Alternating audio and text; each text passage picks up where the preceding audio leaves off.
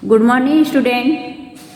मैं Shashi Maurya sun science senior secondary school Dekhania Ghazipur से online teaching में आपका स्वागत है। आज मैं आपको कक्षा 10 के अंतर्गत हिंदी क्षितिज गद्य खंड के पहले चैप्टर को पढ़ाने जा रही हूँ, जिसका नाम है नेताजी का चश्मा। लेकिन इसके जो रचनाकार है इनका नाम है स्वयं प्रकाश। तो सबसे पहले हम स्वयं प्रकाश नेताजी का चश्मा पढ़ेंगे। तो हमको सबसे पहले ये जानना है कि स्वयं प्रकाश का जन्म कब हुआ था, ये हिंदी साहित्य में इनका क्या स्थान था, उन्होंने अपने जीवन काल में कौन सा कार्य किया और करने के बाद ये हिंदी साहित्य में कैसे आए, इनकी प्रमुख रचनाएं, कहानियाँ, प्रमुख उपन्यास, साहित्यिक विशेषताएं और भाषा शैली, ये सब जानने के बाद हम इनकी रचनाएं नेताजी का चश्मा पढ़ना प्रारंभ करेंगे। तो सबसे पहले हमें स्वयं प्रकाश के बारे में जानना होगा कि स्वयं प्रकाश कौन थे, हिंदी साहित्य में इनका क्या स्थान है, इन्होंने अपने जीवन काल में हिंदी साहित्य में किन विषयों पर इन्होंने अपने साहित्य को पूरा किया है। तो चलिए देखते हैं, जानने का यहाँ हम प्रयास करते हैं। देखिए, स्वयं प्रकाश भारतीय समाज के सजग, प्रहरी और सच्चे प्रतिनिधि साहित्यकार हैं।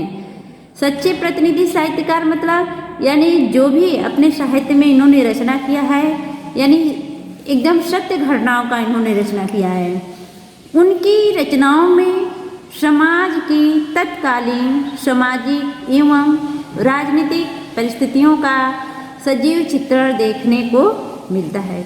यानी उनकी जितनी भी रचनाएं हैं, कहानियां हैं, उपन्यास हैं, क्योंकि ये कहानीकार हैं, तो इनकी अधिकांश कहानियों में आप देखेंगे तो इन्होंने तत्काल सामाजिक और राजनीतिक परिस्थितियों का, यानी समाज में होने वाले दुर्दशा व्यवस्था का और राजनीति का सजीव चित्रण हमें देखने के लिए मिलेगा। स्वयं प्रकाश जी ने अपनी कहानियों और उपन्यासों में यथार्थ और आदर्श का अद्भुत समन्वय किया है। ये जितनी भी कहानियाँ लिखे हैं, उपन्यास लिखे हैं, इन्होंने सत्य घटनाओं का इनमें एक आदर्श अनोखा समन्वय यानी मेल करते हुए इन्होंने अपने रचनाओं को पूरा किया है। उनके साहित्य में सामाजिक बंधनों में छटपटाती हुई नारियों की वेदना तथा वर्ण व्यवस्था या संप्रदाय व्यवस्था के तहत शोषित व्यक्तियों की पीड़ा के मर्मस्पर्शी चित्र उपस्थित किए गए हैं, जो कि तर्कतः बेजोड़ हैं। देखिए, इनके साहित्य में हमें सामाजिक बंधनों में छटपटाती हुई नारियां, यानी सामाजिक बंधनों में जो नारियां बंधनों से जो जकड़ दी जाती हैं कि आपको घर से बाहर नहीं निकलना है, घर में ही रहना है, तो ये सब जितने भी बंधन हैं और वर्ण व्यवस्था यानी जाति पात के अनुसार लिंग का जो भेदभाव हमारे समाजों में होता है, तो इनसे जो भी शोषित व्यक्ति हैं उनकी पीड़ा, उनकी कष्ट, उनके दुख को इन्होंने अपने साहित्य में क्या है अच्छे ढंग से, बहुत ही मार्मिक ढंग से इन्होंने प्रस्तुत किया है, जो कि तर्कता बेजोड़ है, जिसका कोई जवाब नहीं है। तो ठीक, अब इनके बारे में अब हम इनके जीवन परिचय के बारे में पढ़ेंगे कि इनका जन्म कब हुआ था और इनका बचपन कहाँ बीता था और इन्होंने अपने जीवन काल में कौन सी नौकरी की, ठीक, इन्हें कौन कौन सा पुरस्कार हासिल हुआ। तो चलिए देखते हैं जीवन परिचय। स्वयं प्रकाश एक प्रसिद्ध गद्यकार थे। स्वयं प्रकाश एक प्रसिद्ध गद्यकार थे। देखिए, इनका जन्म सन 1947 में मध्य प्रदेश के इंदौर शहर में हुआ था। कहाँ हुआ था? इंदौर शहर में हुआ था। उनका बचपन राजस्थान में व्यतीत हुआ। उनका जन्म तो इंदौर शहर में हुआ, लेकिन उनका जो बचपन था कहाँ व्यतीत हुआ? राजस्थान में बीता। वहीं से अध्ययन कार्य पूरा कर मैकेनिकल इंजीनियरिंग की पढ़ाई करके औद्योगिक प्रतिष्ठान में नौकरी करने लगे और वे राजस्थान में ही क्या है अपने अध्ययन के कार्य शुरू किए और कार्य शुरू करके वहीं पर मैकेनिकल इंजीनियरिंग की पढ़ाई करके एक औद्योगिक यानी एक कारखाने में वो क्या करें, नौकरी करना प्रारंभ कर दिए। और उनकी नौकरी की भी अधिकांशतः समय राजस्थान में ही बीता और नौकरी के दौरान वो क्या अधिकांश समय राजस्थान में ही थे। स्वैच्छिक सेवानिवृत्त के बाद वे वर्तमान में भोपाल में रह रहे हैं। वे स्वेच्छा से क्या हुए, अपनी सेवा से निवृत्त हो गए यानी छुटकारा ले लिए और इस समय वर्तमान में वो कहाँ रह रहे हैं, भोपाल में रह रहे हैं। यहाँ वे वसुधा पत्रिका के संपादन कार्य से जुड़े हुए हैं और भोपाल में वे क्या है, वसुधा नामक एक पत्रिका है और उसी कार्य में क्या है, वे लगे हुए हैं। वो यानी वसुधा नामक पत्रिका को प्रकाशित करने में, संपादन करने मतलब प्रकाशित करने के कार्य में वो क्या हैं, जुड़े हुए हैं, लगे हुए हैं। उन्हें अब तक पहल सम्मान, बनमाली पुरस्कार, राजस्थान अकादमी पुरस्कार से सम्मानित किया गया है। अब तक उन्हें क्या है, 3 पुरस्कारों से सम्मानित किया जा चुका है। कौन कौन से, पहल सम्मान, बनमाली पुरस्कार और राजस्थान अकादमी पुरस्कार से उन्हें सम्मानित किया जा चुका है। ये तीनों इनको पुरस्कार इनके जीवन में मिला है। अब देखिए इनकी प्रमुख रचनाएं, इनकी प्रमुख रचनाएं क्या है। श्याम प्रकाश जी ने अपने समय के प्रसिद्ध कहानीकार हैं। अब तक उनके 13 कहानी संग्रह और 5 उपन्यास प्रकाशित हो चुके हैं। यानी अपने क्या है, बहुत बड़े कहानीकार हैं, लेकिन अब तक इन्होंने क्या है, सिर्फ 13 कहानी का संग्रह और 5 उपन्यास को ही प्रकाशित कर चुके हैं। उनकी प्रमुख रचनाएं इस प्रकार हैं। यानी कहानी संग्रह जो 13 कहानी का संग्रह मिलता है, उनमें से जो प्रमुख है कहानी, उसके नाम इस प्रकार हैं। सूरज कब निकलेगा, आएंगे अच्छे दिन भी, आदमी जात का आदमी और संसाधन उल्लेखनीय है। यानी इनके 13 कहानी संग्रह में से जो प्रमुख कहानी है उनके नाम थे सूरज कब निकलेगा, आएंगे अच्छे दिन भी, आदमी जात का आदमी और संसाधन उल्लेखनीय।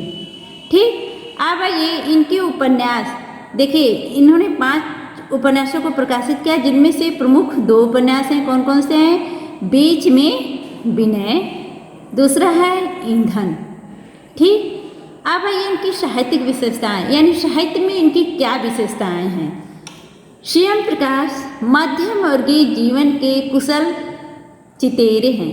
चितेरे का अर्थ होता है कि ये मध्यम जीवन व्यतीत करने वाले व्यक्ति थे, न ज़्यादा ये धनी थे न ज़्यादा ये गरीब थे। श्याम प्रकाश मध्यम वर्गीय जीवन व्यतीत करने वाले व्यक्ति थे।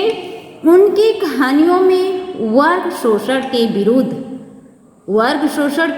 विरुद्ध चेतना का भाव देखने को मिलता है। यानी उनकी जो कहानी है, जितने भी कहानी लिखे हैं जहाँ पर सामाजिक शोषण, वर्ग शोषण किया जा रहा है, उसके विरुद्ध इनकी कहानियों में इनकी चेतना का भाव स्पष्ट रूप से हमको देखने के लिए मिलता है। उन्होंने अपनी रचनाओं के अंतर्गत सामाजिक जीवन में जाति संप्रदाय और लिंग के आधार पर हो रहे भेदभाव के विरुद्ध प्रतिकार के स्वर को उभारा। आपको पहले ही हमने आपको बताया है कि सामाजिक जीवन में जाति संप्रदाय और लिंग के आधार पर जो भेदभाव हो रहे थे, उनके विरुद्ध भी इन्होंने अपने साहित्य में अपने स्वर को क्या किया, उभारा। यानी अपने बातों को उन्होंने रखा। ठीक, तो आगे आइए। अब इतना आपको समझ में आ गया होगा। अब आइए भाषा शैली। श्याम प्रकाश ने अपनी रचनाओं के लिए सरल, सहज एवं भावानुकूल भाषा को अपनाया। इन्होंने अपनी रचनाओं के लिए, यानी अपने साहित्य की जब इन्होंने रचनाएं की तो उसमें बहुत ही अपनी भाषा को क्या है, सरल, सहज और भाव अनुकूल भाषा को अपनाया। यानी जैसा वहाँ भाव देना चाहिए वैसा भाव देकर अपने कहानी का, उपन्यास का इन्होंने रचना किया। उन्होंने लोक प्रचलित खड़ी बोली में अपनी रचनाएं की। तत्सम, तत्भो, देशज, उर्दू, फारसी, अंग्रेजी के शब्दों का बहुलता से प्रयोग किया और उसके साथ साथ अपनी भाषा को जो सरल सहज इन्होंने बनाया, तो उसके साथ साथ अपनी भाषा में वो क्या तत्सम, तद्भव, देशज, उर्दू, फारसी, अंग्रेजी आदि शब्दों का क्या प्रयोग किया, बहुत अधिक इन शब्दों का उन्होंने प्रयोग किया है। फिर भी वे शब्द स्वाभाविक बन पड़े। उनके छोटे छोटे वाक्यों में जटिलता है, यानी उनके जो छोटे छोटे वाक्य बहुत ही सुंदर है, जो पढ़ने में हमें बहुत ही अच्छे लगते हैं। हास्य एवं व्यंग उनकी रचनाओं का प्रमुख विषय रहा। देखिए, हास्य एवं व्यंग यानी उनकी जो कहानी पढ़ेंगे, हमें उपन्यास पढ़ेंगे, तो उनमें हमें क्या हास्य आप सभी लोग जानते हैं, हास्य एक रस होता है जिससे को पढ़कर हमें क्या आती है, हंसी आती है। इनकी कहानी को पढ़कर हमें हंसी भी आती है। और इन्होंने अपनी कहानियों में व्यंग भी किया है। व्यंग जानते हैं, यानी किसी के ऊपर जो बोलते हैं हम लोग, व्यंग कसते हैं, उसी को व्यंग करना है। यानी इनकी कहानियों को पढ़कर हमें हंसी आएगा। कहीं कहीं हमें इन्हें व्यंग्यात्मक शब्दों का इन्होंने अपनी कहानियों में प्रयोग किया है। एक वाक्य में उनकी भाषाओं के प्रचलित शब्दों का प्रयोग कर एक नई रीति के दम पर पाठक के लिए सहजता से समझने का भाव पैदा कर दिया है। इन्होंने अपनी कहानी में क्या पाठक के सामने, यानी इनकी कहानी को अच्छे ढंग से समझ सकें, उसके भाव को समझ सकें, उपन्यास को समझ सकें, इसलिए अपनी कहानी को बहुत ही सहजता से, बहुत ही सरल भाव में इन्होंने क्या किया है, दर्शकों के सामने लाया है। ठीक, तो ये इनका क्या हुआ, जीवन परिचय। अब आगे हम आते हैं। अब इनकी जो रचना है, सबसे पहले नेताजी का चश्मा। नेताजी का चश्मा, देखिए एक कहानी पूरी तरह से, इसमें हमको व्यंग और हास्य दोनों भाषाओं में हमें मिलेगा। तो देखिए, स्वयं प्रकाश का नेताजी का जो चश्मा है, तो सबसे पहले आज हम इसको शुरू करते हैं। आपको बताते हैं कि इस कहानी में स्वयं प्रकाश जी क्या बताना चाहते हैं। देखिए, प्रस्तुत कहानी के माध्यम से लेखक स्वयं प्रकाश ने बताना चाहा है कि वह भूभाग जो सीमाओं से घिरा हुआ है, देश नहीं कहलाता।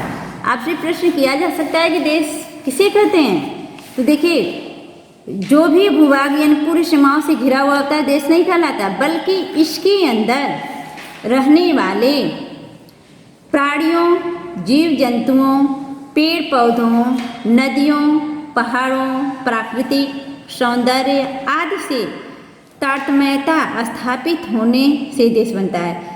तारतम्यता का मतलब होता है कि सुंदर ढंग से जो स्थापित होता है, उसी से क्या होता है, देश बनता है।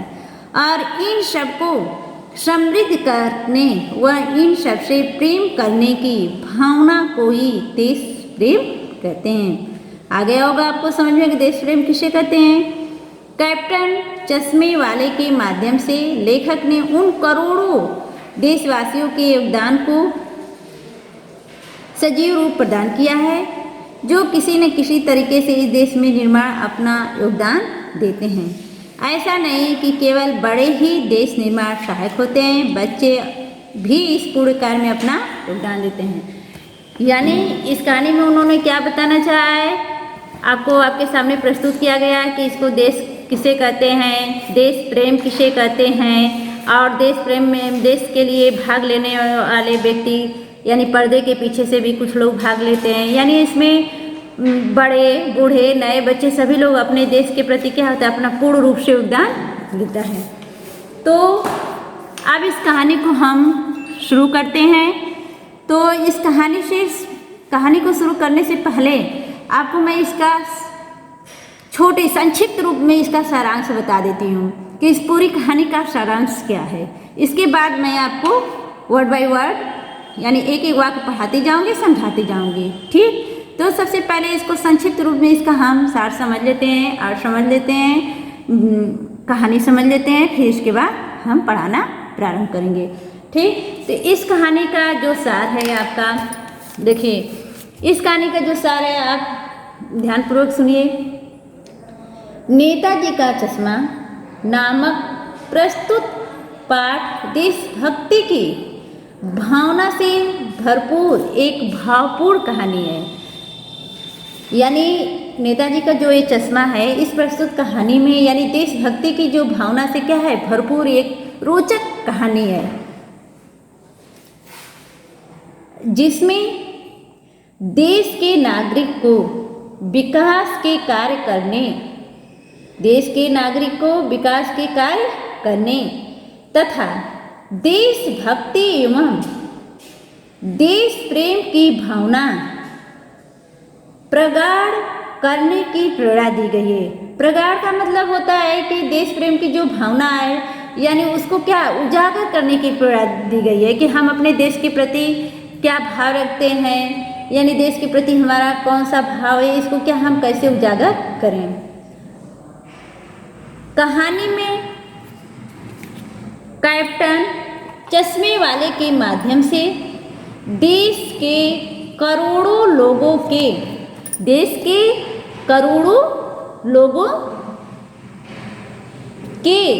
देशभक्ति पूर्ण योगदान को उभारा गया है। यानी इस कहानी में जो कैप्टन वाला है, उसके माध्यम से देश के करोड़ों लोगों के जो देशभक्ति पूर्ण योगदान है, उसको क्या किया है, उभारा गया है।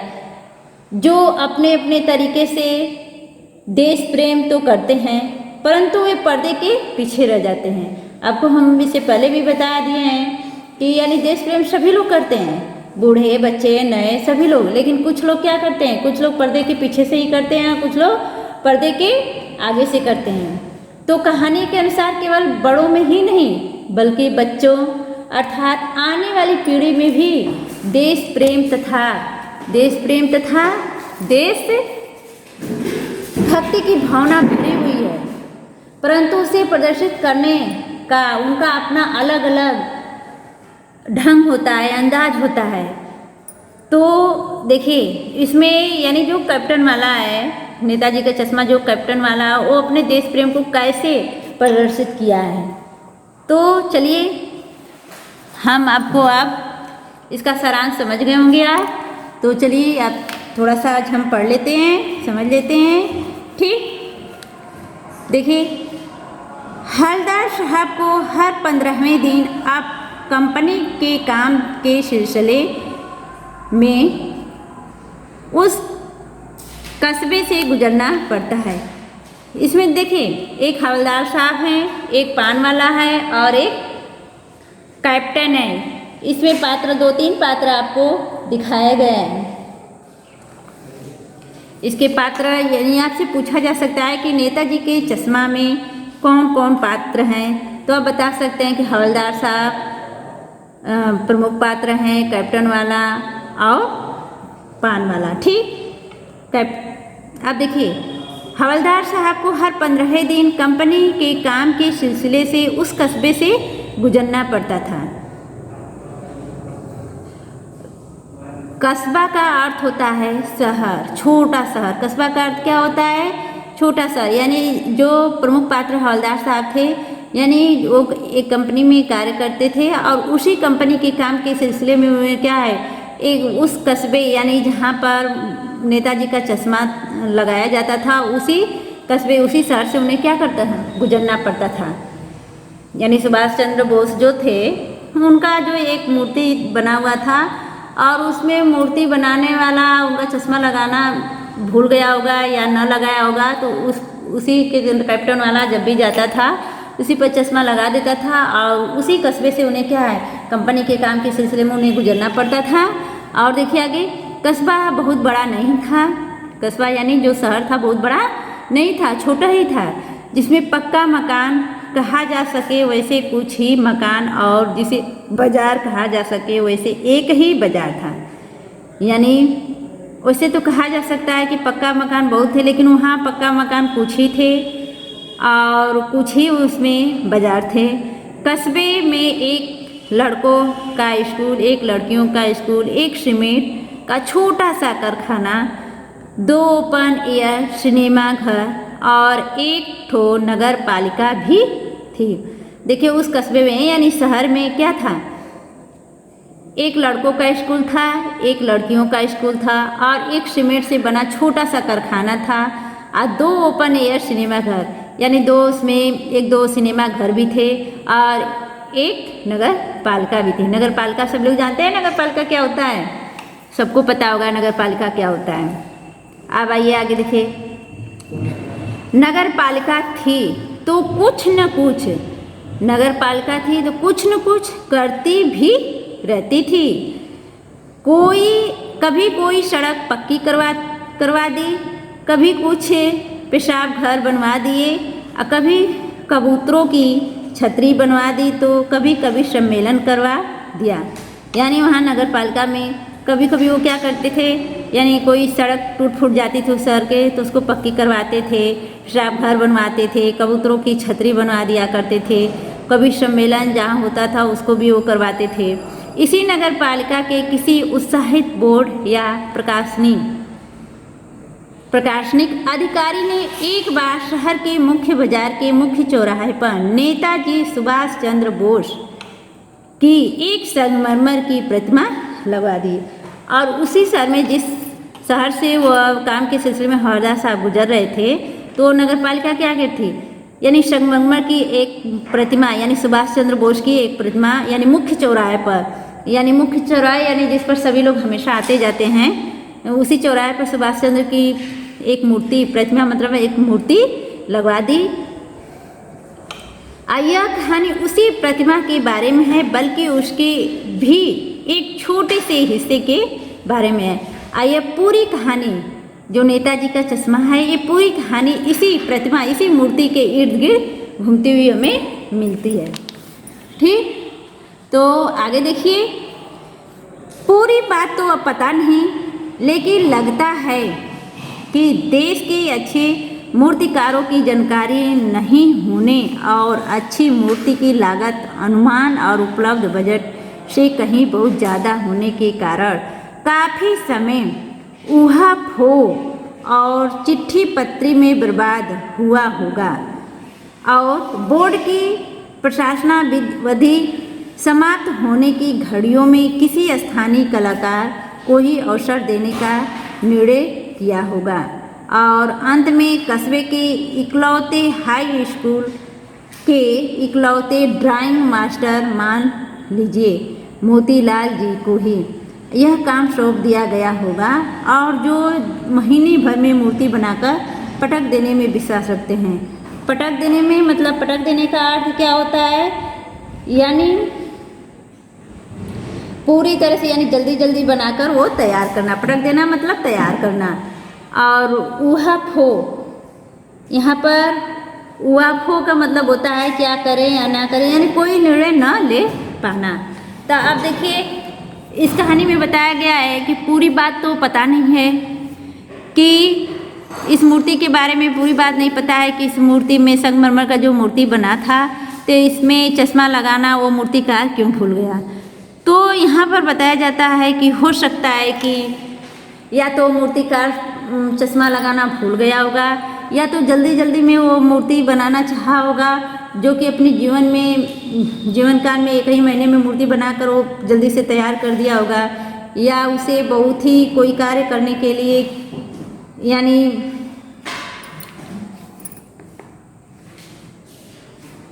उसमें यानी लागत अधिक लग रहे होंगे, जो कि इस वजह से वो चश्मा बनाना भूल गया होगा, या बोर्ड का शासनकाल कम करने के कारण किसी स्थानीय कलाकार के रूप में यह कार्य स्कूल के ही किसी ड्राइंग अध्यापक को दे दिया गया होगा, जो कि अध्यापक क्या है, अध्यापक ने भी महीने भर में मूर्ति बना डालने की आश्वासन दे दिया होगा, इसलिए मूर्ति पर क्या है, चश्मा लगाना भूल गया। यहाँ पर लेखक बता रहे हैं कि पूरी बात की जानकारी नहीं है, लेकिन अनुमान से उन्होंने बताया है कि हो सकता है यही सब कारण हुआ होगा, जो कि सुभाष चंद्र बोस पर चश्मा लगाना वो मूर्ति का भूल गया होगा। ठीक, तो आगे अब हम बढ़ते हैं।